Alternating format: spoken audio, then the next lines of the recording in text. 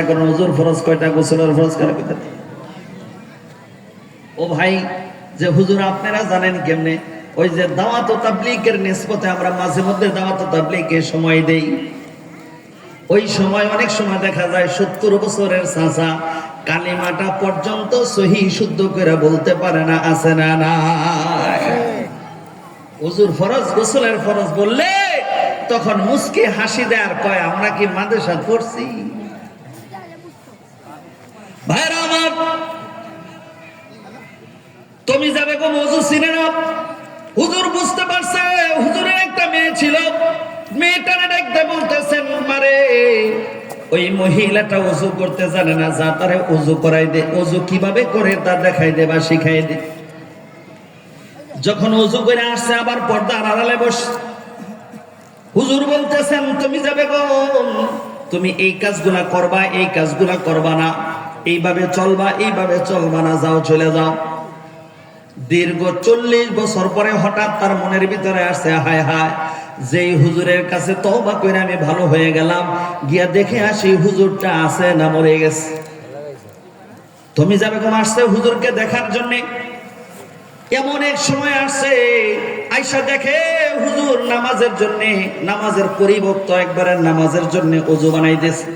তুমি যাবে বেগমের মাথায় যেন আসমান ভাঙা পড়ছে, হুজুর কি করেন?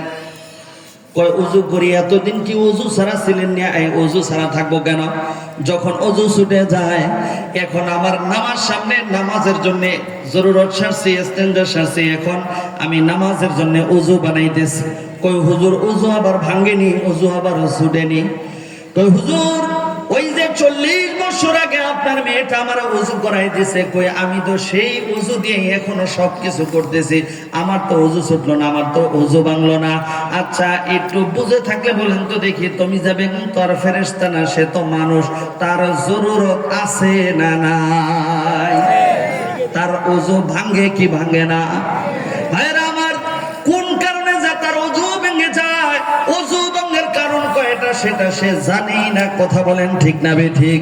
ঠিক এমনই আমাদের সমাজে অনেক আল্লাহর বান্দা, অনেক আল্লাহর বান্দা, অনেক আল্লাহর বান্দি এমন আছে যারা নামাজের ভিতরে অনেক ভুল করে।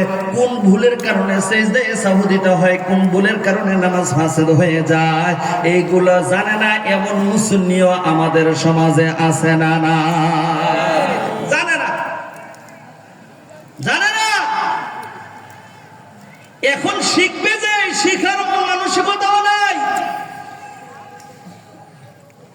সারাদিন খালি দোকানে বৈশা বৈশা, বড় একটা টেলিভিশনের সামনে বৈশা নর্তকীদের নাচ দেখবে, আর মসজিদের হুজুরদের সমালোচনা করতে করতে তার সময় পার হয়। মসজিদের ভিতরে আসলে যেমন পাগলা কুকুরের মতো হয়ে যায়, এমন আছে না? আপনাদের এলাকায়? আরে না, আরে আপনাদের এলাকার মানুষ আলহামদুলিল্লাহ অনেক ভালো। আপনাদের এলাকাতে আছে, এটা কইলে কিল কি একটা মাটি ধরবো, সব আমার ভিডিও করবো।